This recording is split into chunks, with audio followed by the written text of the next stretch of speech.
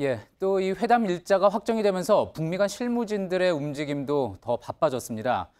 오늘도 판문점에서는 의제 조율을 위한 북미 간의 접촉이 있었는데요. 판문점으로 가는 통일대교에 나가 있는 취재 기자를 연결해 보겠습니다. 신진 기자, 성김주 필리핀 대사를 비롯한 미국 대표단 그리고 이제 최선희 외무성 부상이 이끄는 북측의 회담, 이게 벌써 네 번째인데 지금 회담이 끝났습니까? 네, 미국 대표단은 오후 5시 50분쯤 이곳 통일대교를 통해서 서울로 빠져나갔습니다. 앞서 이들이 통일대교의 모습을 드러낸 건 오후 2시쯤입니다. 그러니까 약 3시간 30분에서 4시간 정도 회담을 한 것으로 추정이 됩니다. 북미 양측 대표단은 어제도 오전 10시에서 오후 4시까지 회담을 했습니다. 예, 그런데 이제 미국 대표단이 판문점으로 출발하기 전에 이제 취재진이 성김 대사를 잠시 만났다고 하죠. 어떤 이야기를 했습니까?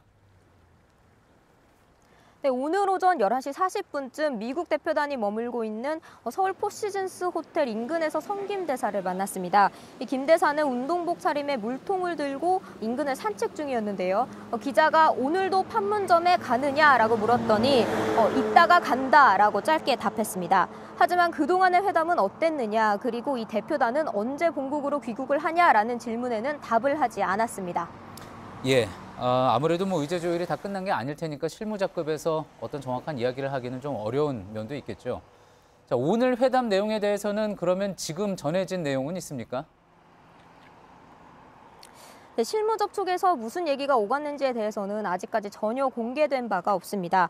다만 비핵화 프로세스, 그러니까 비핵화가 단계적으로 진행될 수 있다는 트럼프 대통령의 발언에 따라서 북미 두 정상이 만났을 때 논의될 비핵화 로드맵에 대한 얘기가 오고 갔을 것으로 보입니다.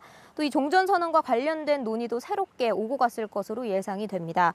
이 대표단은 호텔 관계자뿐만 아니라 이 차량 운전자들에게도 미리 일정을 공유하지 않고 있습니다. 그만큼 보안에 철저히 신경을 쓰고 있는 것으로 보입니다. 예, 정말 중요한 뭐 북미 정상회담 앞두고 관련 내용이 새 나가면은 이제 정상회담에 좋지 않은 영향을 미칠 수 있기 때문에 아무래도 좀 신경을 쓰는 거겠죠. 자, 그런데 또 눈길을 끄는 점은 북한 매체들도 지금 관련해서 보도를 자제하고 있다고 하죠. 네, 판문점 실무회담뿐만이 아니라 싱가포르 실무회담, 그리고 김영철 노동당 부위원장의 방미 소식까지도 전혀 기사가 나오지 않고 있습니다. 조율해야 할 사안이 많은 데다가 결과를 예단하기 어려운 만큼 기사를 신중하게 자제하고 있는 것으로 보입니다.